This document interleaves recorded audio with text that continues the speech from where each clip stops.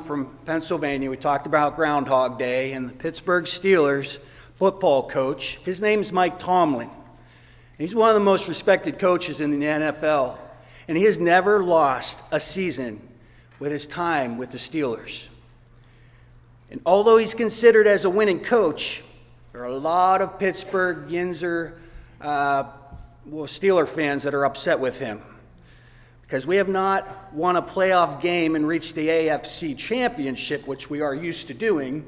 We haven't done that since 2016. So a lot of Pittsburghers think he should hang up his coaching career, not to retire, but a lot of people see him in the spotlight of maybe a sports announcer or a sports analysis person on TV because he's so colorful with his words. He's so dynamic with the way he communicates in the locker room, the press room, the Q&A session. And it's on a side note, it's interesting. We used to bump into him and his children. Forrest would always make it to the regional spelling bees, and that's where we would meet the Tomlin family. One of his kids was also an exceptional speller, so like dad, like child, they were good at words and spelling. So he's very colorful with these, we call them Tominisms. Tominisms are these sayings that he comes up with. One's like, we don't live in our fears. He says it very like, when he's, at the, kind of like this. We don't live in our fears. Excuses are the tools of the incompetent. Style points don't matter. We're in the winning business. And we don't seek comfort. Or it's not what you're capable of, it's what you're willing to do, meaning if you're a very talented player, that's not going to be enough. And the one he's most famous for, the one when you go to Pittsburgh, you'll see them on T-shirts in the grocery store, the one he's most famous for is, the standard is the standard. And it's this phrase that he's emphasizing the expectations and the principles and the requirements that are set in place to remain consistent. They're non-negotiable. And he's suggesting that there's this defined level of quality or behavior that must be maintained regardless of what happens, regardless of the circumstances, regardless of the challenges. No matter what, no matter who's involved, what obstacles may arise, you reflect this commitment to the standard of accountability. It's a no-nonsense approach. And I thought, what better way to lead into the Ten Commandments?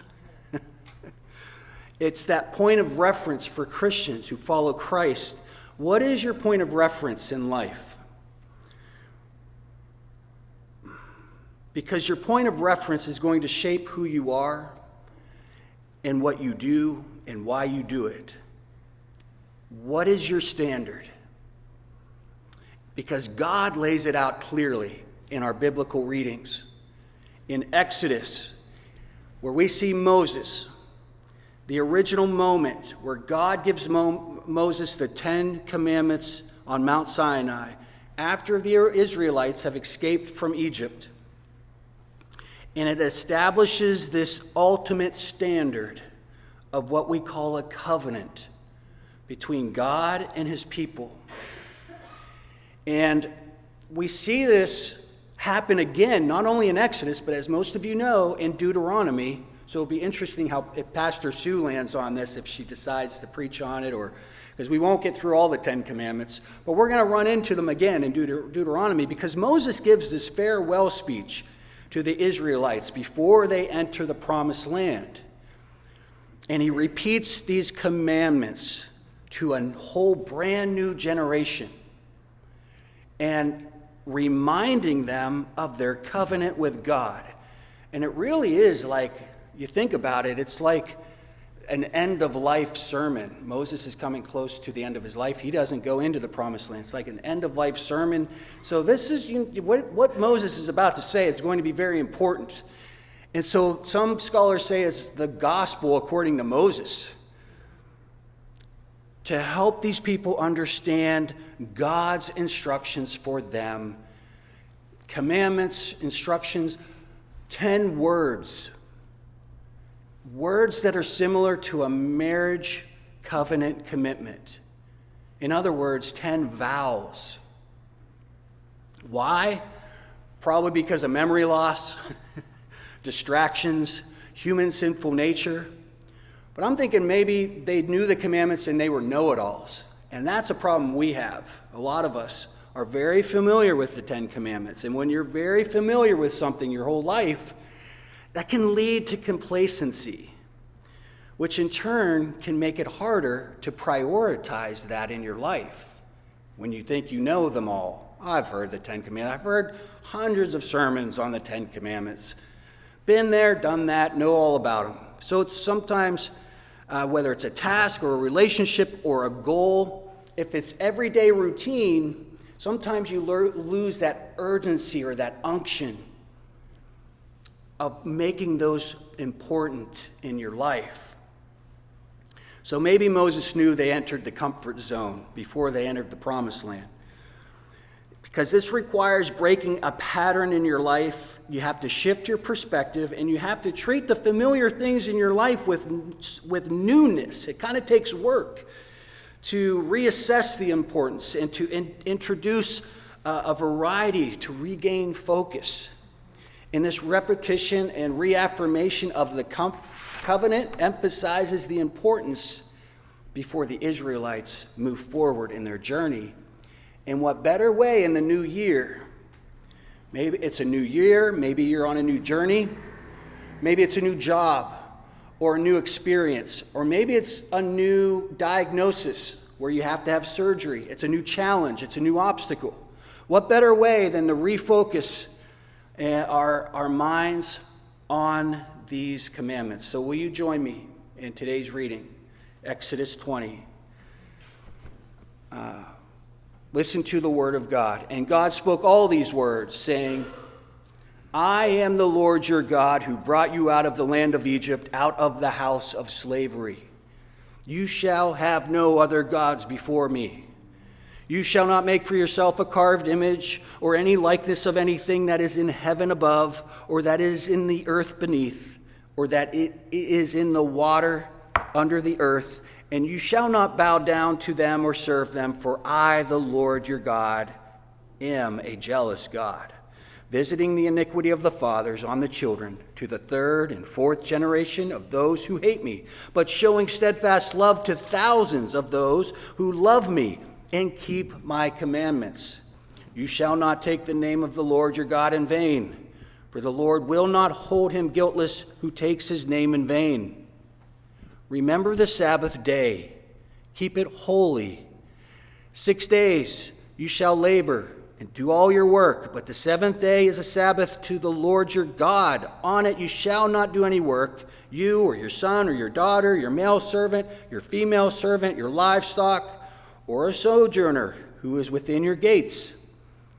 For in 6 days the Lord made heaven and earth, the sea, and all that is in them, and rested on the seventh day. Therefore the Lord blessed the Sabbath day and made it holy. Honor your father and your mother, that your days may be long in the land that the Lord your God is giving you.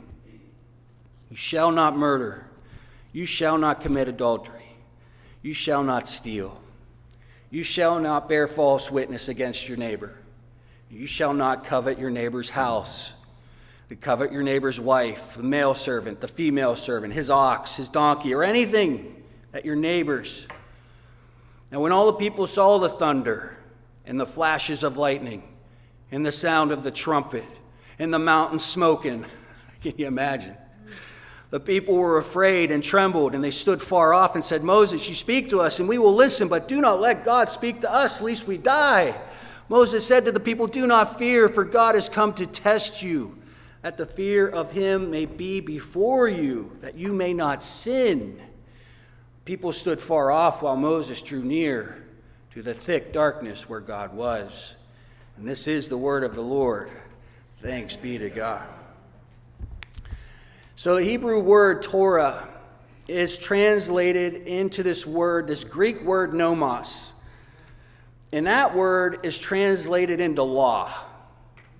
The problem when we hear that word law, I don't know about you, but I go right to TV shows like Perry Mason, Judge Judy, Judge Joe Brown, and Law and Order. Dun, dun. Dun, yeah? But some scholars believe a better translation might be to think about instructions or teachings. And these are instructions for how to remain with God and how to get back to a place of true freedom and how to get back into trusting in Him and putting Him first in your list of priorities. And so God begins with this prologue of explaining not only who He is, but who we are. This is who you are. This is your identity, because God brought you out of slavery with a mighty hand and an outstretched arm. God of salvation. He is a God that rescues. And so you are people that have been saved, and that you shall have no other gods before Him. In a crazy ancient biblical time where there were so many gods all around. They had gods for everything. They had gods of fertility, gods of the ocean, gods of thunder, gods for rain, crops, whatever you could think of. There was a God. Now, if we look at the plagues right before the Ten Commandments were handed to Moses, the plagues are really what rock their world of gods. One by one, through these plagues, they begin to see this real, true God like they have never experienced a God before. So if you're some farmer in Egypt and you're praying to the rain god, and it may be a rain god, and they had a different rain god over in that area, but your rain god in your area, you're praying to the God of rain for rains for your crops, and it doesn't rain. You're like, all right, I need to work on some things, or something didn't happen, something's not right. You pray to the God of rain, and it rains. You're like, okay, thank you, we're on the right track. You know, that was, pick any God you want, that's how that relationship works. But this God, our God, the true God, brings plagues, one by one, things that you can smell and taste and see these things happening in real time. You're like, this is a little different, right? And right before God sends, right before He sends the last plague, God says, over all the gods of Egypt, I will execute judgment. And everyone begins to realize who this God is. And it really does change their worldview to something we call practical monotheism. One God who changes everything right before their eyes. Now it's interesting. Right before they enter the promised land, remember they're coming out of the wilderness. Well, they escape Egypt. They're in the wilderness. They're going to enter the promised land. Moses not only reminds them of the instructions to remain close to God, he's giving them 3 warnings. Do not be tempted by these 3 things. And the first one is abundance. You're going into a place of milk and honey. It's going to be good and beautiful and prosperous, and you're going to love it, and you're going to get comfortable. You're going to be building homes and families. And don't we live in a world of abundance? I don't know about you, but if I need something and I don't feel like going somewhere to get it, I order it and it's magically there on my porch the next day. Do you want to talk about a world of abundance? This is happening all the time. But He says, be careful. Be careful. This is going to stray you away from God. You need to remember things like the Exodus. You need to remember your time in the wilderness. Do not forget these things. And remember that man does not live on bread alone, but every word that comes from the mouth of God. Warning number 2 was unbelief. You're going to be intimidated by other folks when you move into the promised land, you're going to see other things. But again, you need to remember what God did. Remember when he parted the Red Sea, that miracle of wiping out the whole army. You got to remember things of like when you're in the desert and you're hungry and there's food falling from heaven and you're thirsty and you're grumbling. And you got to remember that he provided you water in a desert. And that you need to remember it's God's work and his provisions that you're going to trust and remember and remain in. The last warning is what we call syncretism. And syncretism is like you need to watch out when you take on other religious ideas or cultural ideas and you start mixing them and blending them with your faith in God. Over a long period of time, you got these Canaanites, they're worshiping idols, and you're going to be curious. You're going to be like, hey, what are you doing? And you're going to be like, oh, you're going to be interested. Oh, yeah, that sounds good. And you're going to incorporate some of that into yours. And no, you need to be careful and watch out because there are no other gods. Hold on to these instructions. And it's interesting in Matthew 4, when Jesus passes through water, remember, he finds himself in the wilderness. And he's also tempted by Satan 3 times. Hey, Satan comes along and says, hey, Jesus, you're on the brink of starvation. Turn these stones into bread, all right? Why don't you do that? Jesus knows he does not need to test God or prove that God will provide. Whether Jesus has very little or whether he has a lot, he knows the importance just to trust in God and to know that man does not live on bread alone, but by every word that comes from the mouth of God. He's going back to the words of instructions, the 10 words. All right, okay, good enough. Well, you know what? Throw yourself down, take a fall, prove that you're the Son of God. Angels will come. Why don't you prove to everyone? And Satan's trying to force God's hand into something, but Jesus said, you know what, I know not to put Lord God, to the test. And he does not fall for the temptation of unbelief. I'm not going to doubt my God. I'm not going to not believe. I already believe. I don't need to test him to believe. I believe in the one true God. And then Satan shows him the kingdoms of the world. Look at all this. If you bow down and worship me, this is all yours. Jesus said, I worship the Lord, and I serve him alone. The one and only. That is the one and only thing that matters. All this other stuff you're showing me does not matter. The one true God. And he's going back to the words. A pastor asked the sheep farmer, how do the sheep wander away? What's going on there? Why are they always getting lost? I know they're stupid, but what's going on? The sheep farmer was like, they just nibble their way lost. They go from one turf of grass to another turf. Before they know it, they're lost. Well, unless you have what's called a foxhole experience, and some of you have had those because there are no atheists in foxholes. Unless you have that life-threatening experience to make you realize what matters most, a lot of us, including myself, are just kind of nibbling turf to turf, being distracted and being lost. And so priority is another name for God. And he must be at the top of the list. Because we ultimately become what we worship. You think of it as time exposure. It's funny, my daughter's getting back into 35 millimeter film. A lot of you remember the film that you had there's time exposure that's involved with real film. It's the allotted amount of time, the exposure time reveals what we worship.